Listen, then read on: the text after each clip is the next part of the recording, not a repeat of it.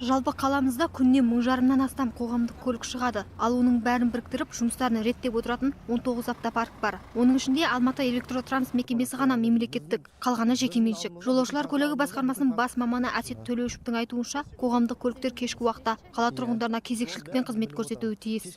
Жазғы уақытта таңғы 5:30-нан кешкі түнгі жаңағы 11-ге дейін дейміз, жұмыс істеуі тиіс. Қысқы уақытта таңғы 6-дан кешкі 10-ға дейін.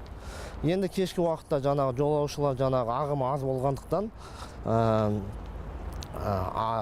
маршрут автобустар азаяды да, жаңағы дежурный автобус дейміз, сондай қалып, әр маршрутта 3-4 автобус қалады да, жаңағы жұмыс уақыты аяғына шейін жұмыс істейді.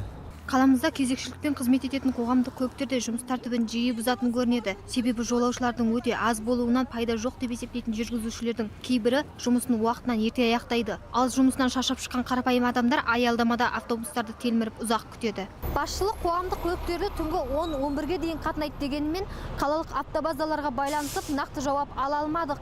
Ал қала тұрғындары 10-11 түгілі кешкі 9-дан кейін автобуспен қайту мүмкін емес дейді. Жоқ, болмайды, ешқандай автобус жүрмейді, сирек жүреді. 9 уже транспорта нет. Кейбір кезде болады, мемлекеттік автобустар болады, а частныйлар болмайды. Оларды ұзақ күтуге болады. Кейбір кезде 9-дан кейін мүлдем жүрмей қалады. Аралығы негізі автобустардың аралығы өте жай ғой. Негізі 10-15 минуттан болса дұрыс болар еді бізге. Өте жай. 20 минутта, 30 минутта, жарым сағаттарда келеді ғой автобустар.